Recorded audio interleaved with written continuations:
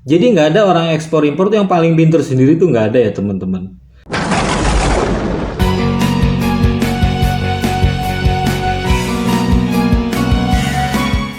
Selamat datang kembali buat teman-teman di channel Neo Eximer ini, sebuah channel yang dulu pernah saya buat, namun saya tinggalkan gitu ya teman-teman karena kesibukan gitu. Perkenalkan, nama saya Ajat dan saya ini seorang praktisi ya selama 21 tahun. 5 tahun saya bekerja di freight forwarding, lalu 5 tahun saya bekerja di sebuah perusahaan garment PMA, dan setelah itu saya bekerja di sebuah perusahaan freight forwarding sampai hari ini sudah 11 tahun. Jadi karena kesibukan saya mungkin tidak akan mengupload konten setiap hari, mungkin tiap minggu atau 1 minggu 2 kali ya teman-teman ya.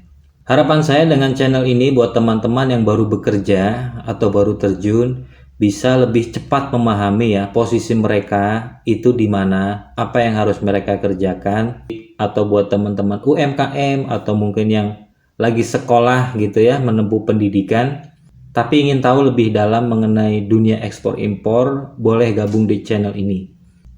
Konten-konten yang akan disajikan di channel ini adalah konten urut ya teman-teman. Jadi nanti teman-teman bisa tahu proses dari yang paling awal sampai yang paling akhir. Yang perlu teman-teman pahami juga, demi terlaksananya kegiatan ekspor dan impor itu memerlukan banyak pihak ya teman-teman. Dan masing pihak-pihak itu memiliki ilmunya sendiri-sendiri. Jadi kalau ada orang bilang, gue ahli ekspor impor, gue jago ekspor impor, dari dalam-dalamnya gue tahu, nggak bisa. Kenapa nggak bisa? Hanya orang yang praktik secara langsung saja yang bisa tahu seluk-beluknya ekspor impor. Orang ekspor impor itu biasanya jago ya di tempat kerjanya dia sendiri, di bidangnya dia sendiri. Kalau dia ekspor impor di pabrik, ya dia tahunya tentang itu, tentang rule, tentang teknis pelaksanaan ekspor impor di pabrik. Orang forwarding juga sama, dia hanya akan tahu, dia hanya akan ahli di kerjanya itu. Dia kagak ngerti shipper tuh ngapain sih kalau harus ekspor, apa sih yang harus mereka persiapkan gitu ya, nggak tahu. Teorinya mungkin tahu karena baca buku, tapi realnya nggak paham. Kesusahan-kesusahan dari shipper itu seperti apa sih? Kesusahan-kesusahan consignee itu seperti apa sih? Orang freight forwarding nggak ada yang tahu. Dia akan bekerja sesuai SOP perusahaannya sendiri gitu ya. Sama dengan MKL, orang MKL yang biasa di lapangan gitu ya. Dia nggak ngerti pusingnya orang yang di kantor.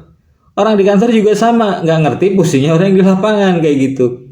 Jadi semoga di channel ini teman-teman bisa mendapatkan gambaran supaya bisa merasakan gitu ya. Oh, kalau orang MKL yang di lapangan tuh kesulitannya kayak gini-gini. Mereka harus begadang, mereka harus sampai malam nungguin truk ekspor sampai di pelabuhan misalnya kan.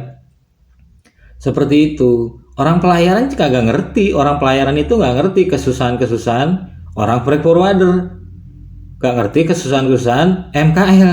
Nggak ngerti kesusahan-kesusahan shipper consignee. Mereka hanya bekerja ya ngikutin SOP perusahaannya aja. Jadi nggak ada orang ekspor impor tuh yang paling pinter sendiri tuh nggak ada ya teman-teman. Tapi itulah seninya bekerja di dunia logistik gitu. Semoga teman-teman bisa terbantu dengan adanya channel ini. Sekali lagi saya praktisi dan apa yang ingin saya sampaikan di sini adalah hasil dari pengalaman saya bekerja selama ini gitu ya. Jangan lupa di-subscribe. Jangan lupa di-subscribe. Terus diketik tanda lonceng, diklik tanda lonceng, siapa tahu ada konten yang kebetulan mungkin saat itu teman-teman lagi butuh gitu. Jadi nggak ketinggalan. Terima kasih. Wassalamualaikum warahmatullahi wabarakatuh. Salam sehat Neo Eximers.